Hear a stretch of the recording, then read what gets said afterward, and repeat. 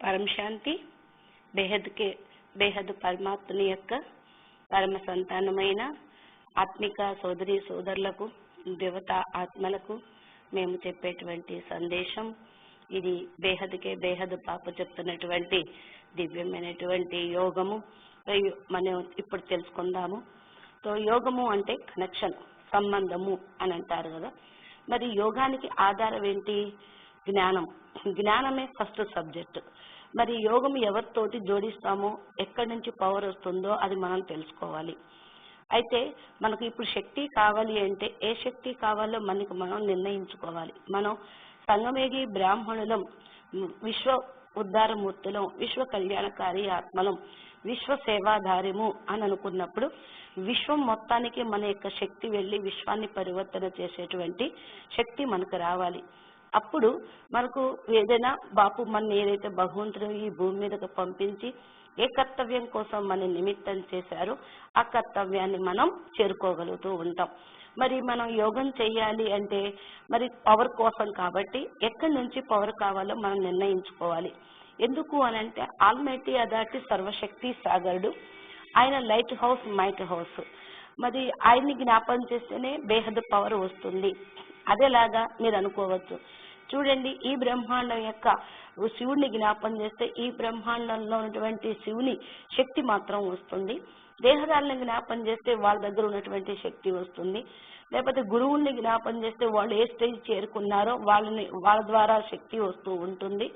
మరి సన్యాసులు మంత్రం ద్వారా జ్ఞాపకం చేస్తూ ఉంటే మంత్రం యొక్క శక్తి ఏదైతే ఉందో అది మాత్రమే వస్తుంది.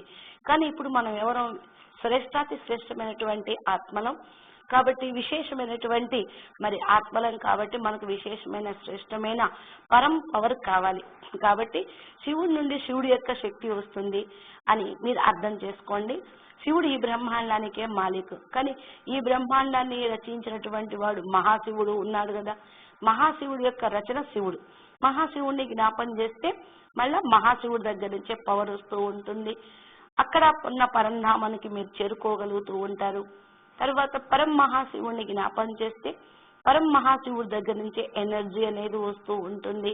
అలా పరం పరం పరం అనేటువంటి స్థితి ఇక్కడ ఉన్నది. ఇక్కడ బేహద్ బాపు చెప్పేటువంటిది ఇది అనంతమైన విశ్వము. అనంత విశ్వాల తండ్రి బేహద్ తండ్రి ఉన్నారు. అందుకని బీకేలో చెప్పారు, మీ యొక్క బేహద్ తండ్రి ఆకారి సాకారి నిరాకారి అని అన్నారు కదా. నిరాకారుణ్ణి జ్ఞాపం చేస్తే నిరాకారం నుంచి శక్తి వస్తుంది.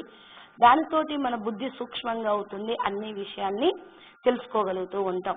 మరి జ్ఞాపకం చెయ్యాలి అంటే ఎలాగా? ఆయన ఎవరు, ఎక్కడ ఉంటాడు, ఏం చేయటం కోసం వచ్చారో, ఆయనకి మనకు ఉన్నటువంటి సంబంధం ఏంటో తెలుసుకుంటే స్మృతి చేయటం ఈజీ అవుతుంది. అందుకని మురళిలో ఏం చెప్పారు? బాప్ టీచర్ సద్గురు అనే సంబంధాన్ని జోడించండి అని. ఎందుకు సంబంధం అంటున్నారు అంటే ఏదైనా ఆత్మ పరమాత్మల యొక్క రిలేషను కాబట్టి ఈ రిలేషన్ ఎంత గొప్ప రిలేషన్ గా ఉండాలి.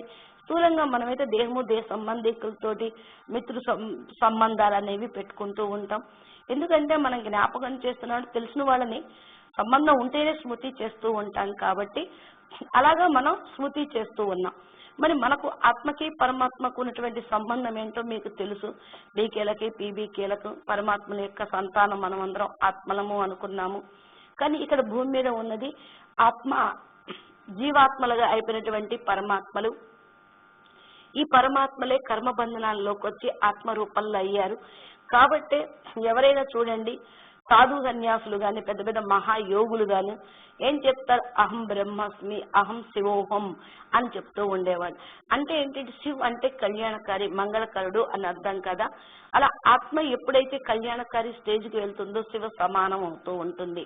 అందుకని మనకి ఇక్కడ కూడా మనం తెలుసుకోవాల్సింది ఏంటి అంటే ముందు మానవత్వాన్ని మనం తెలుసుకున్న తర్వాత దైవత్వంలోకి వచ్చాం బీకే ద్వారా. తర్వాత బీజ రూపీ స్టేజ్ లోకి వెళ్ళటము, పరమాత్మ తత్వంలోకి వెళ్ళటము అనేది ఈ యొక్క ఈ జ్ఞాన యోగం యొక్క లక్ష్యంగా ఉండాలన్నమాట. అంటే ముందు పరమాత్మ తత్వాన్ని తెలుసుకొని పరమాత్మ స్థితిలోకి వెళ్ళటానికి లక్ష్యము ఆ యొక్క యోగము విధానము విశ్వ పరివర్తక ఈశ్వరీయ విద్యాలయంలో ఇక్కడ చెప్పడం అనేది జరుగుతూ ఉంటుంది. ఎందుకంటే మనం జన్మమరణ చక్రంలోకి వచ్చేసి అనేక కర్మ బంధనాల్లోకి ఇరుక్కుపోయాము. అందుకని ఆత్మ పవర్ మొత్తం లాస్ అయిపోయింది. అందుకనే గీతా జ్ఞానంతో సర్వశక్తి సాగరుడైన పరబ్రహ్మ పరమేశ్వరుడు మనకు ఒకటే మాట చెప్పారు. ఏమని? దేహము దేహ సంబంధికుల అందరినీ మర్చిపోయి మీరు నన్ను ఆత్మస్వరూపంలో అనుకుని జ్ఞాపకం చేస్తే నేను మిమ్మల్ని పరంపదానికి తీసుకుని వెళ్తాను అన్నారు. అంటే ఏంటి? జ్ఞాని ఆత్మలకి కేవలం పరంపదం యొక్క లక్ష్యమే ఉంటుంది. ఎందుకంటే వాళ్ళు ఇచ్చా మాత్రం అవిద్యా స్థితిలో ఉంటారు. కానీ ఈ కోరికలు అనేవి సత్యుగాన్ని పోవాలి, మహారాణిగా కావాలి, అది కావాలి, ఇది కూడా కోరికే కదా. అయితే ఇక్కడ కూడా కోరిక ఉంది. ఈ కోరిక ఏంటి? బేహద్దు కోరిక, బేహద్దు లక్ష్యం. ఎందుకంటే మనం ఆ బేహద్దు లక్ష్యం తీసుకుంటేనే, ఆ బేహద్దు స్మృతి చేస్తేనే మన లోపల బేహద్దు పవర్ అనేది వస్తూ ఉంటుంది.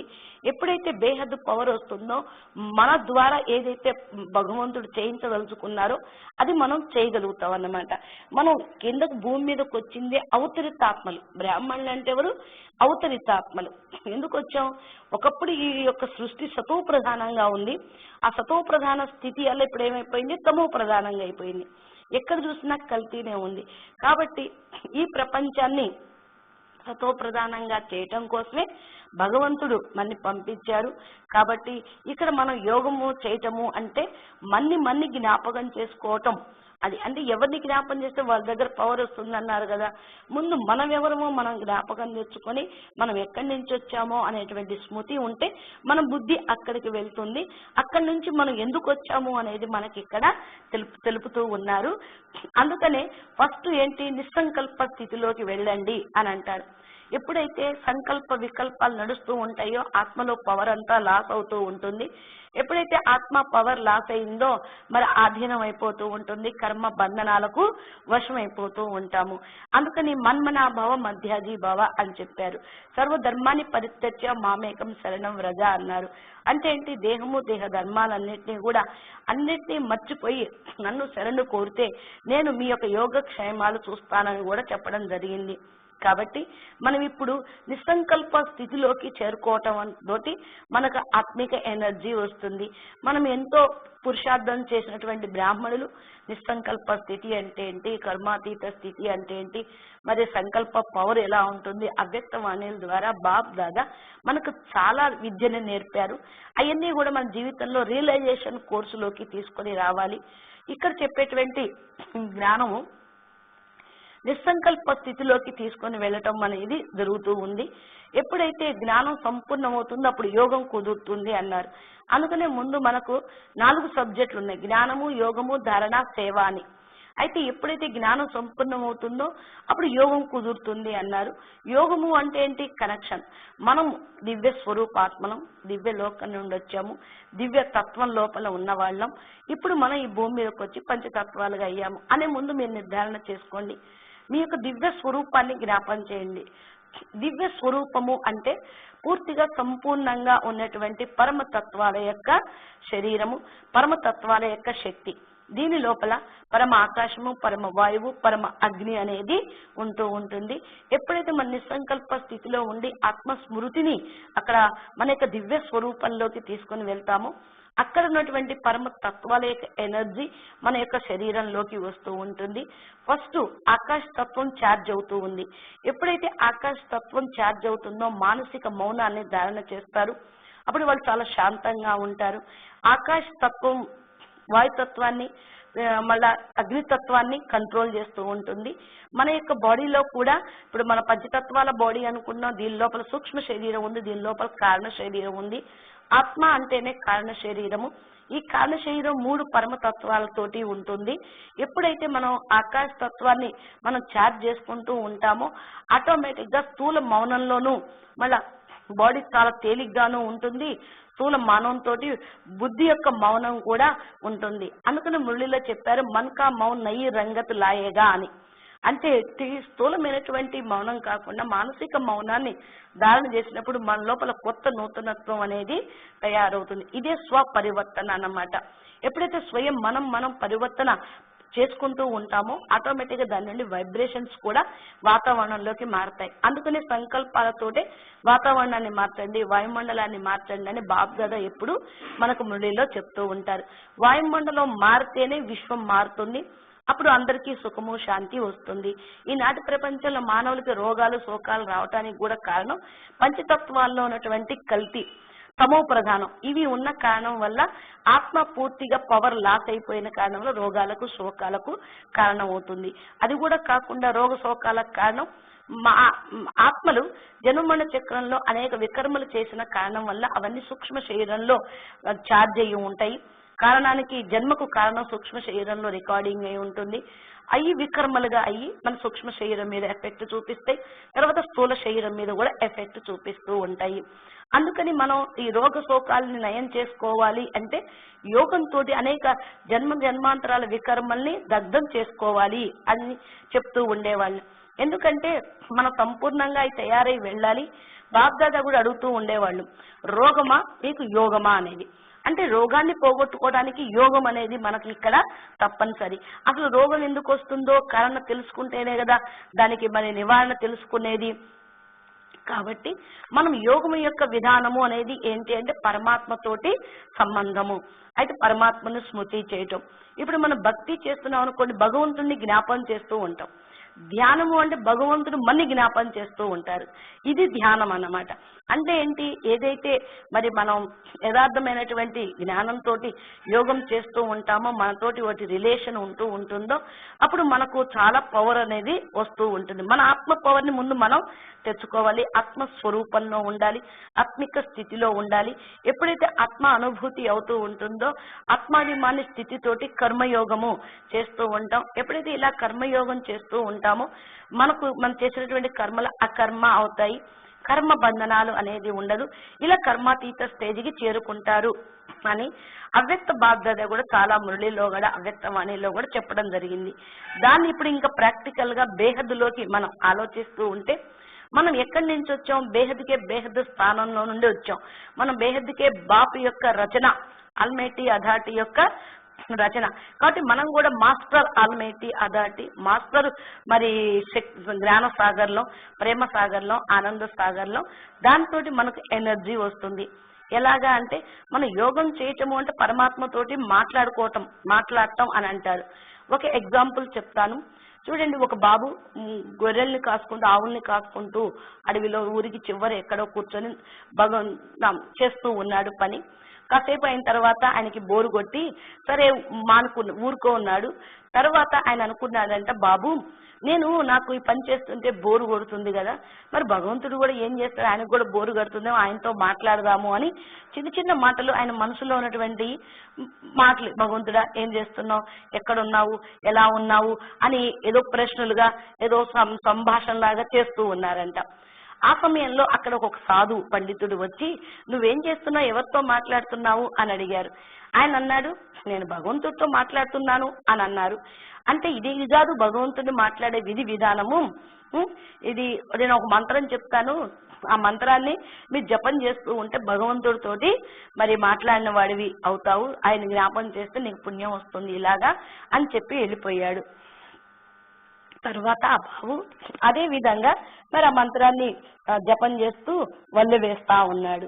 తర్వాత రోజంతా గడిచిపోయింది, ఆయన ఇంటికి వెళ్ళాడు. కానీ ఆ మంత్రం యొక్క అర్థం ఆ అబ్బాయికి తెలియదు, అది ఏంటో ఎందుకు చేయాలో కూడా తెలియదు, ఏదో చెప్పారు చేసేస్తూ ఉన్నాడు. అదే విధంగా భక్తి మార్గంలో చేశాము. తర్వాత ఆ యొక్క సాధువు ఇంటికి వెళ్లి కూర్చొని ధ్యానంలో కూర్చున్నాడు. మంత్రం జపం చేస్తూ భగవంతుని జ్ఞాపం చేస్తూ ఉంటే భగవంతుడి యొక్క వాక్కు ఆయనకి వినపడింది. ఏ సాధువు, ఏ పండిత్, నువ్వేం చేశావు ఈ రోజు, చక్కగా చిన్న పిల్లవాడు ఆయన మనసు విప్పి నాతో మాట్లాడుతూ ఉన్నాడు, చక్కగా మేము ఇద్దరం మాట్లాడుకుంటూ ఉన్నాము, నువ్వేదో మంత్రం ఇచ్చావు, ఆ మంత్రం ఆ అబ్బాయికి అర్థము కాదు, ఎందుకు చేయాలో తెలియదు, మరి నువ్వేం చేశావు, ఇది కాదు కదా అని చెప్పాడంట. అంటే ఏంటి, భగవంతుని స్మృతి చేయటం అంటే ఆయనతో మాట్లాడటము, ఆయన యొక్కతో సంబంధం కలుపుకోవటము, ఆయన సమానంగా తయారు కావటము అనేది కదా. అందుకని ఎవరి మీదైతే ప్రేమ ఉంటుందో వారిని జ్ఞాపకం చేస్తూ ఉంటాం మనం. అయితే మన ప్రేమ అనేది దేహదారుల మీద, మరి గురువుల మీద, మరి సంబంధీకుల మీద పెట్టేశాం. అందుకని వాళ్లే మనకు నిత్యం జ్ఞాపకం వస్తూ ఉంటారు నిద్రలో కూడా. కానీ మనం భగవంతుణ్ణి ప్రేమించడం అనేది నేర్చుకున్నాం. బీకేలో పరమాత్మ స్మృతి చేస్తూనే ఉన్నాం. అయితే మేము చెప్పదలుచుకునేది ఏంటి అంటే శివుడిని జ్ఞాపం చేస్తూ ఉంటే శివుడి దగ్గర ఉన్నటువంటి పవరే వస్తుంది. శివుడి కంటే బేహద్కే బేహద్ బాపు ఈ భూమి మీదకి శివుడి యొక్క ఈ బ్రహ్మాండం పంచతత్వాల్లోకి ఇరుక్కుపోయింది. అయితే సృష్టి ఎప్పుడు పంచతత్వాల్లో లేదు. ఒకప్పుడు పరమతత్వాల్లో హైయెస్ట్ ఎనర్జీలో ఉన్నటువంటి సృష్టి ఇప్పుడు కిందకి పడిపోయిన కారణం వల్ల ఆల్మేటి అదాటి గుప్త వేషంలో విశ్వ పరివర్తన చేయటం కోసం వచ్చారు. కాబట్టి మనకు మురళిలో కూడా మీ తండ్రి మరి విశ్వ పరివర్తన కోసం వచ్చారు. ఆయన నిరాకారి, ఆకారి, సాకారి అన్నారు. ఆయన బేహద్కే బేహద్ పరంధామం నుండి ఆకారి రూపంలోనూ ఉన్నారు, సాకార రూపంలో భూమి మీదకి వచ్చారు. బేహద్ బాప్ అంటేనే పవర్ హౌస్. మీకు ఎనర్జీ ఎక్కడి నుంచి రావాలి? హైయెస్ట్ ఎనర్జీ రావాలంటే పవర్ హౌస్ తోటి కనెక్ట్ అవ్వాలి. అప్పుడు మీకు పవర్ అనేది అనంతమైనటువంటి శక్తి అనేది వస్తుంది. అది ఈ యొక్క సృష్టి పైన పవర్ ని సప్లై చేయగలుగుతారు. మనం విశ్వ పరివర్తన చేయటానికి వచ్చాము. విశ్వం అంటే అనంతం అనేది మీరు తెలుసుకోండి. కేవలం ఈ స్థూల సృష్టి 5000 సంవత్సరాల డ్రామా కాదు, ఈ భూమే కాదు, ఈ భూమి మీదే కాదు మనుషులు ఉన్నది. అనంతమైన మరి సృష్టిలో కూడా మానవులు, జీవరాశులు ఉన్నాయి, జీవ చైతన్యాలు ఉన్నాయి, అనంతకోటి బ్రహ్మాండాల్లో కూడా ఉన్నాయి. భగవంతుడు పరమాత్మ వచ్చి కేవలం ఈ బ్రహ్మాండంలో ఉన్న దాని గురించే చెప్పడం లేదు. ఇక్కడ అనంతకోటి బ్రహ్మాండంలో ఉన్నటువంటి జీవరాశుల్ని, అనంతకోటి బ్రహ్మాండాల్లో కూడా అన్ని కొన్ని 3 తత్వాలు, కొన్ని పంచతత్వాలు లో పూర్తిగా పతనమైపోయినాయి. వాటన్నిటినీ పరివర్తన చేయటం కోసం వచ్చారు. కాబట్టి ఆయన గురించినటువంటి జ్ఞానాన్ని మీరు, ఆయన చెప్పే జ్ఞానాన్ని యథార్థంగా గుర్తించినప్పుడు బాపు ఎంత కష్టపడి మరి మన కోసం భూమి మీదకి వచ్చాడు, ఎంత ఉన్నతమైనటువంటి ధామాన్ని వదిలి మనం బేహద్దు పిల్లలు భూమి మీదకి వచ్చి మానవులైపోయి దుఃఖీగా అశాంతిగా ఉన్నారు అని తెలుసుకొని వచ్చారు. ఎవరు మన కోసం ఇంత గొప్ప తండ్రి వచ్చాడు అంటే మనకు ఆటోమేటిక్ గా ఆయన మీద ప్రేమ కలుగుతుంది. ప్రేమే పవర్. మామూలుగా ప్యారిహి పవర్ అంటారు. ఎంతైతే పరమాత్మ ముందు పైన మరి బేహద్కే బేహద్ బాప్ పైన ప్రేమ ఉంటుందో అంత శక్తి మనకు వస్తూ ఉంటుంది. మరియు యోగానికి ఆధారమే జ్ఞానము. బేహద్ జ్ఞానం బేహద్ శక్తిని ఇస్తుంది. బేహద్ యోగానికి తోటి బేహద్ పవర్ వస్తుంది అని మేము చెప్తూ ఉన్నాము. బాపు నిరాకారి రూపంలోనూ ఉండి మరి అమర్నాథ్ లాగా గుహలో ఉన్నటువంటి ఆయన మనకి ఇక్కడ వచ్చాడు. ఈ అమర్నాథ్ గుహ కాదు, ఈ స్థూలంలో ఈ భూమి మీద ఉన్నది కాదు. బేహద్ పరం లైట్, పరమ తేజస్సు, పరం పుంజం, ఆల్మైటీ అధాటి ఉన్న ఉన్నతోన్నతమైన పరంధామము. మీకు మేము ముందు చెప్పాము, ఈ బ్రహ్మాండంలో ఒక పరంధామం ఉంది. మరి ఈ బ్రహ్మాండంలో ఉన్నటువంటి శివుణ్ణి జ్ఞాపం చేస్తే ఆ పరంధామానికే వెళ్తారు. మహాశివుని జ్ఞాపం చేస్తే మహాపరంధామానికి వెళ్తారు. మహాకారణ శరీరం ఛార్జ్ అవుతుంది. మళ్ళా శివుణ్ణి జ్ఞాపం చేస్తే మహాపరంధామానికి వెళ్తారు. కానీ మనం ఏమనుకున్నాము, మనం ఊంచితే ఊంచి పరంధాంకి నివాసి హై. మరి ఉన్నతోన్నత పరంధామం ఎక్కడ ఉందో చూడండి. మరి బ్రహ్మాండాలు అనంతం ఉన్నప్పుడు అనంత పరంధామాలు ఉన్నాయి, అనంత గెలాక్సీలు ఉన్నటప్పుడు అనంత మహాపరంధామాలు ఉన్నాయి. మనం ఏ పరంధామ నివాసులమో మీరు నిర్ణయించుకొని అక్కడికి చేరుకోవటానికి ప్రయాణం చేయటమే యోగము. అదే దివ్య యోగము, అనంతమైన బేహద్ యోగము అవుతూ ఉంటుంది. ఎందుకంటే ఇలా స్మృతి చేస్తేనే బేహద్కే బేహద్ బాపు ద్వారా బేహద్ పవర్ వస్తే మీ కారణ శరీరం ఛార్జ్ అవుతుంది. మీరు అప్పుడు అనంత కోటి బ్రహ్మాండాలను క్రాస్ చేసి వెళ్ళగలరు. మనం యోగంలో బీకేలో మామూలుగా నేర్చుకున్నాం, సూర్య చంద్ర తారాగణానికి అతీతమైనటువంటి సూక్ష్మ